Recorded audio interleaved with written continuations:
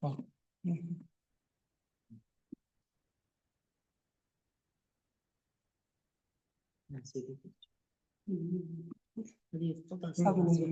söyleyeyim.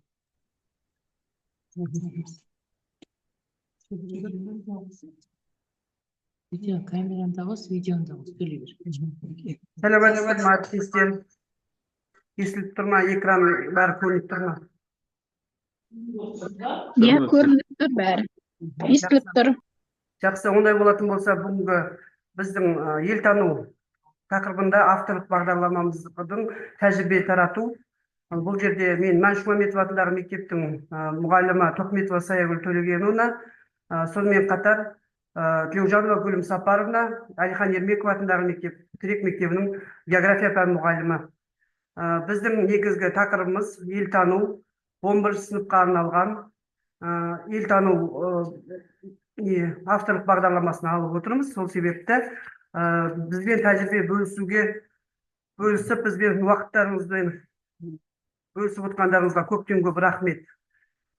Құрметті әріптестер, енді сіздерге елтану таңдау курсы арналған авторлық бағдарлама таныстыруға мүмкіндік бергендеріңіз үшін үлкен алғысымызды білдіреміз. Бұл бағдарлама қазіргі білім беру талаптарына сай, оқушылардың географиялық, экономикалық және мәдени көкжиегін кеңейтудегі маңызды жаңағы тың жоба. Бағдарламаның негізгі өзектілігі бұл жаңа жаһандану дәуірінде географиялық сауаттылық аса маңызды. Әлем елдері туралы білім функционалдық сауаттылық негізі, бағдарламаны зерттеу, салыстыру және визуалды оқу негізінде құрылған.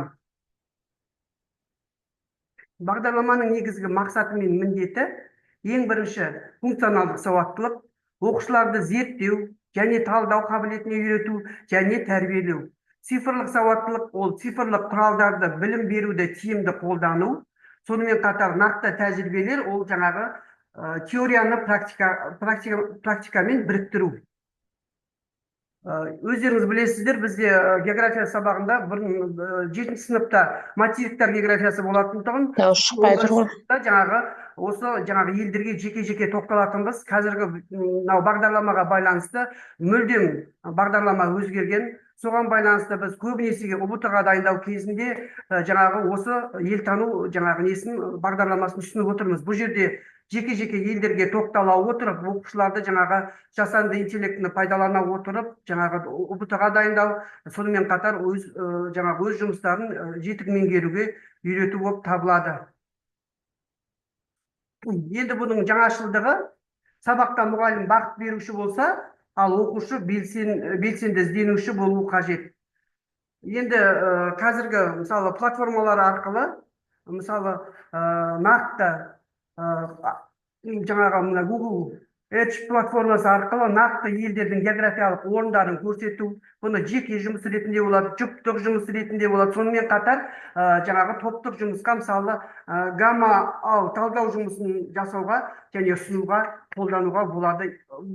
Бұл оқушының ойлау, салыстыру, анализ жасау және жасанды интеллекті дағдысын дамытады.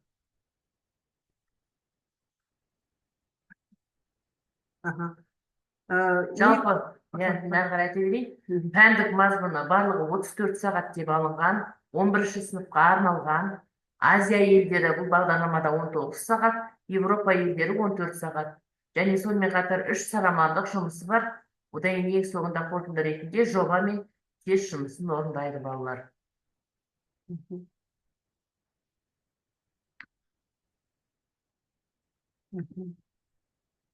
Күтілетін нәтиже бұл осы жалпы осы бағдарламаны оқу барысында картамен еркін жұмыс істейді біріншіден, екіншіден әр елдің тарихи және әлеуметтік жағдайын талдай алады. Үшінші, туризм бағыттарын жоспарлап жобалық жұмыс ұсына. Төртінші, цифрлық презентация жасап, өз ойын еркін жеткізе алуға мүмкіндік туады. Жалпы осы қазіргі жаңартылған білім мазмұнында бағдарламаның барысындағы жалпы өзгерген бағдарлама цифрлық сауаттылыққа байланысты сабақта тек қана тыңдап емес, әрекет ету арқылы оқушылардың қызығушылығын оятып, әрі қарай жұмыс істеуге болады. Сондықтан бірінші кезекте мына жобалық жұмыс ретінде Project Learning, яғни картаны тап Google Mars интерактивті сурет арқылы жұмыс жасатуға болады оқушыға. Мысалы, ең бірінші тақырып Азия мен Еуропа елін картадан табу болатын болса, осыған нұсқау ретінде, яғни қатысушыларға картадан Бутан, Албания, немесе Сауд Арабиясы елдерін табу ұсынылады. Оны жаңағы Google Mars немесе алдын ала дайын карта сурет арқылы көрсетсек, оқушылардың қызығушылығы оянады. Енді сіздер өздеріңізде әртүрлі бағдарламаларды қазіргі таңда пайдаланып отырған боларсыздар. Қазір өздеріңіз білесіздер, жасанды интеллект арқылы көптеген бағдарламаның түрлері бар, әдіс тәсілдер бар, сол арқылы сабағымызды жүргіземіз. Кейс әдісі бұнда алынады, мысалы Иран шығыс өркениетінің айнасы деген тақырыпта. Ондағы мақсат Иран елінің географиясы, экономикасы, мәдениеті және туризмін зерттеу. Яғни осы елдер туралы цифрлық презентация жасау және оны таныстыру. Балалардың өздеріне тапсырма беру арқылы біз сол балаларға бағыт-бағдар беріп, балалар өздері осы жұмыстарды орындайтын болады.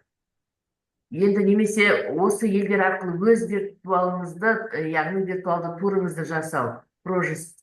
Осы арқылы, мысалы, оларға сілтеме беріледі, сол сілтеме арқылы сайттарға кіріп, өздері таңдаған елдерін алып, сол елдер туралы нақты мәліметтерді тауып алуға болады. Ең соңында, осы мысалы бір елді өздері таңдап алған болса, соға свод талдау, яғни оны топтық жұмыс арқылы орындатуға болады.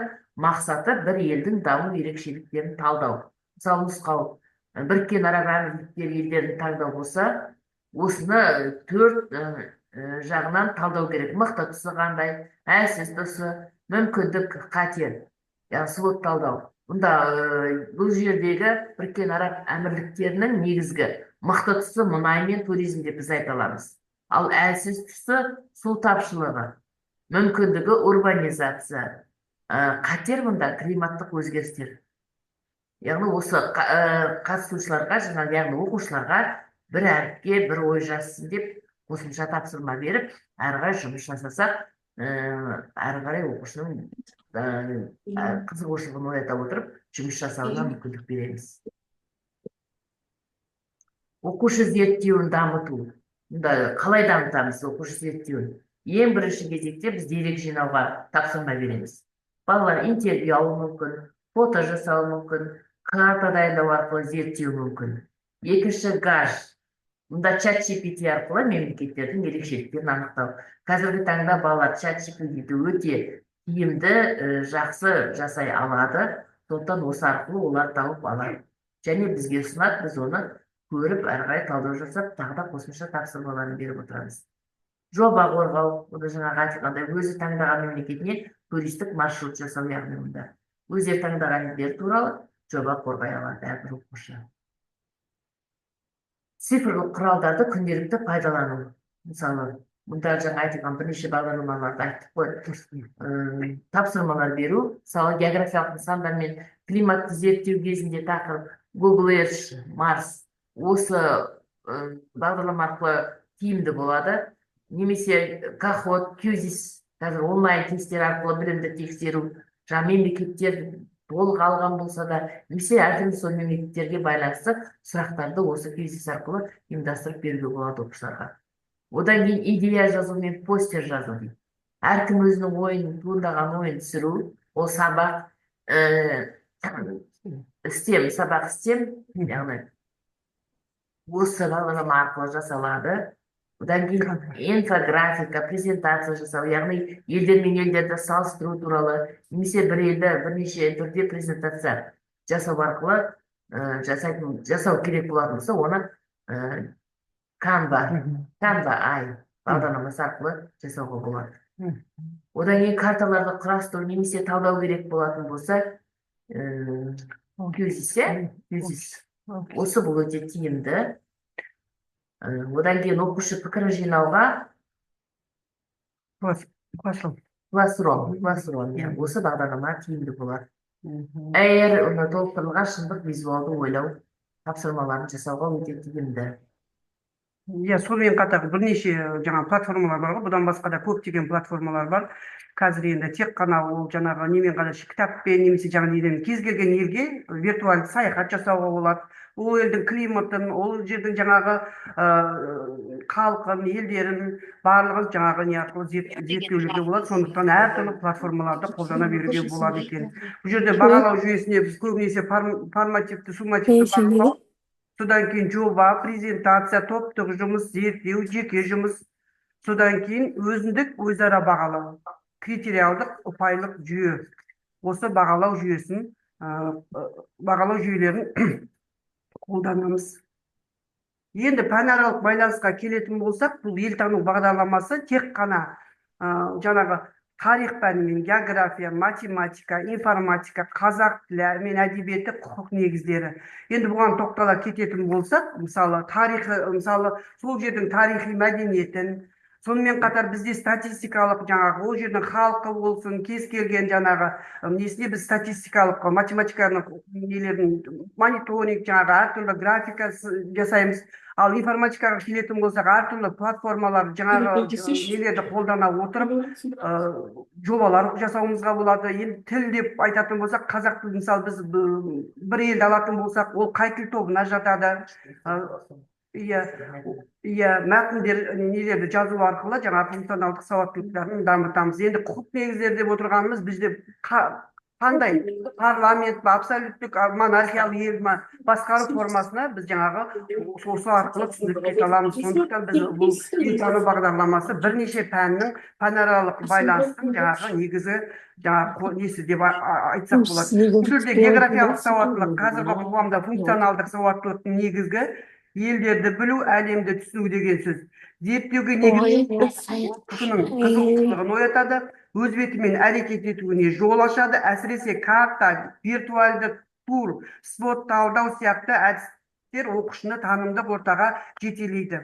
Цифрлық құралдардың жүйесі дегеніміз, ол жаңағы 21 ғасырдың дағдыларын қалыптастырып, оқушыны өмірге бейімдейді. Жай ғана сурет немесе мәтін емес, нақты дерек, жаңағы визуализация. Кешіріңіздер, Саякүл мұғалім, кешіріңіз. iPhone Асемгүл деген микрофоныңызды өшіріңізші. Мешать етіп отырсыз. iPhone Асемгүл. Микрофондарыңызды өшіріп қойыңыздаршы, иә. Өйткені шулап қоса нетіп тұрсыздар. Рахмет. Цифрлық құралдардың жаңағы 21 ғасыр дағдыларын қалыптастырып, оқушыны өмірге бейімдейді. Жай ғана сурет мәтін емес, нақты дерек, визуализация, технология, осының бәрі сабақта қолданылады. Пәнаралық байланыс арқылы біз оқушының тек география пәнінен емес, тарих, тіл, экономика, мәдениет салаларының кешенді дамытамыз осы елтану арқылы. Мұғалім, енді бұл жерде басты мұғалім бағыт беруші, оқушы, зерттеуші, ойлаушы, жасаушы тұлға қалыптастыруымыз қажет. Сонымен қатар бір сөйлем, бір ой әдісі бар бұл жерде. Бүгін сабақ мен үшін қызықты, мен таңғалдым, мен келесі қадамым деген сияқты сөйлемдерді жалғастыра отырып, оқушының жаңағындай қызығушылығын арттыруымызға болады. Мысалы, Жапония вулкандар елі деген атты шығармашылық, мысалы, мәтін беретін болсақ, география информатика. Бұл жерде жаңағы платформалар, ChatGPT, жаңағы Canva платформаларын пайдаланып отырып, оқушылар цифрлық құралдарды, технологияны және визуалды ойлау дағдыларын жетілдіреді. Мысалы, виртуалды тур жасап, интерактивті карта құрастыра алады. Жалпы біз осы бағдарламаны құрастыру барысында әр елдер туралы алсақ деген бұл елтану бағдарламасын алған себебіміз елдерді басқа өзіміздің елмен салыстыру, басқа елдер туралы да нақты білімдерін кеңейту мақсатында алынған, және ол осы қазіргі заманауи талаптарға сай жүргізуге болады деп біз солай есептеп отырмыз. Егер сіздер мысалы өз мектептеріңізде, өз өңіріңізде осы бағдарламаны өз тәжірибеңізге бейімдеп қолданамын десеңіздер, бұл өте үлкен мүмкіндік деп ойлаймыз. Тіпті кейбір бөлімдерді мысалы өңірлік компоненттерменен толықтырып, Қазақстанның ішкі туризмімен, жергілікті жер ерекшеліктерімен байланыстыруға да мүмкіндік бар. Елтану бұл шекараны емес, адамзаттың рухани кеңістігін тану деген оймен осы біздің бүгінгі бағдарламамыздың қорытындысын айтқымыз келеді. Құрметті әріптестер, уақытыңызды бөліп, елтану авторлық бағдарламасымен танысқандарыңызға шын жүректен біз алғысымызды білдіреміз. Біз бүгінгі күні елтану бағдарламасы мақсаты мен мазмұнын, зерттеуге негізделген тапсырмаларды, цифрлық құралдарды қолдану жолдарын, бағалау әдістерімен пәнаралық байланысты, тыңдаушылармен жұмысты қалай тиімді ұйымдастыруға болатынын қысқаша айтып өттік. Енді жалпы бұл бағдарлама сіздің мектепте, өңіріңізде, авторлық жобаңызда икемді бейімделіп, оқушылардың ойлау көкжиегін кеңейтетін, болашаққа жол ашатын құралға айналады деп біз сенеміз. Әр оқушы ашылмаған әлем, ал сіз сол әлемді танытатын бағыт берушісіз. Қорытындылай келе жалпы айтарымыз, мұғалімнің әрбір сабағы тек білім беру ғана емес, оқушының тұлға болып қалыптасуына жол ашатын шынайы саяхат. Енді егер осы сұрақтарыңыз болып жататын болса, онда бізге қазір сіздер қойсаңыздар, біз оған қуана жауап береміз. Енді мына жерде жалпы елтану авторлық бағдарламасын іске асыру аясында келесі тұжырымдарға біз тоқталып отырмыз. Бірінші кезекте заманауи мұғалімнің тренді, яғни ол жасанды интеллект.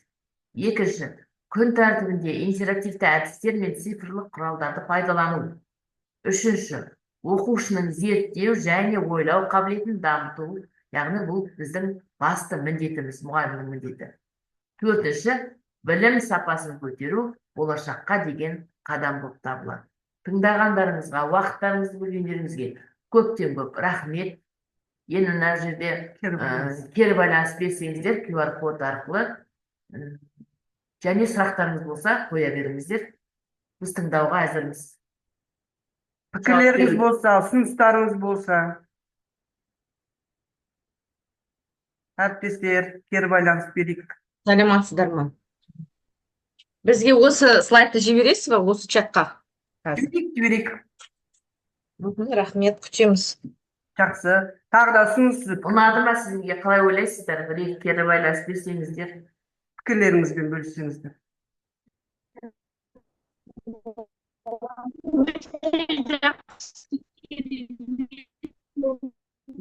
Естілмей тұр. Естілмей тұрсыз.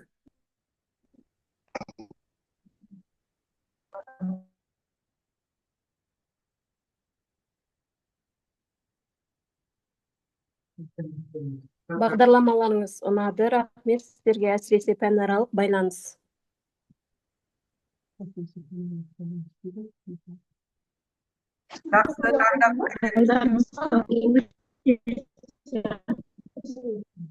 Өте жақсы болды. Бұны сабақта қолдануға бере аласыздар ма?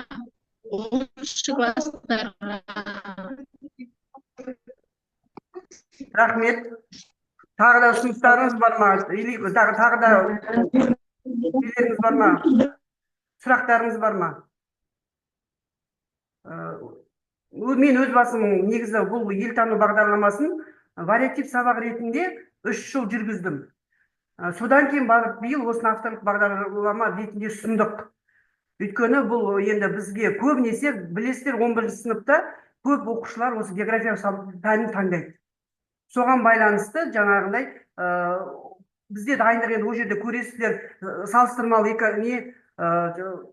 бөлімдері бәрі басқаша беріледі ғой. Сол себепті осы елтануға аз беріледі. Сол себепті осы елтануды мен как жеке вариатив ретінде жүргізіп жүрген тұғым. Енді биылғы жылы соны авторлық бағдарлама ретінде ұсынып отырмыз. Бұл жерде бұның ішіне кіреді, әдістемелік нұсқаулығы кіреді, содан қысқа мерзімді жоспары кіреді, сосын оқушының жұмыс дәптері бар бұл жерде. Барлығы үшеуі де қамтылған.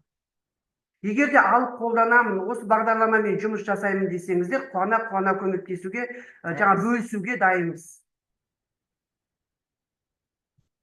Жақсы, рахмет сіздерге, уақыттарыңызды бөліп қатысқандарыңызға. Жақсы күндерде жолығайық. Жаңа оқу жылында жаңа шабытпен дем алып, оқушыларымызды қарсы алуға Алла нәсіп етсін бәрімізді. Жақсы, рахмет. Жақсы, рахмет сіздерге. Өте жақсы, тамаша.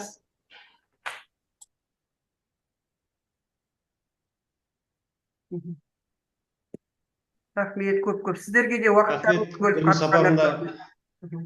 рахмет Саягүл Төлегенівна. Гүлміс апарымда өте тиімді, жақсы бағдарлама ұсындыңыздар. Еңбектеріңізге сәттілік. Рахмет. Рахмет барлықтарыңызға әріптестер.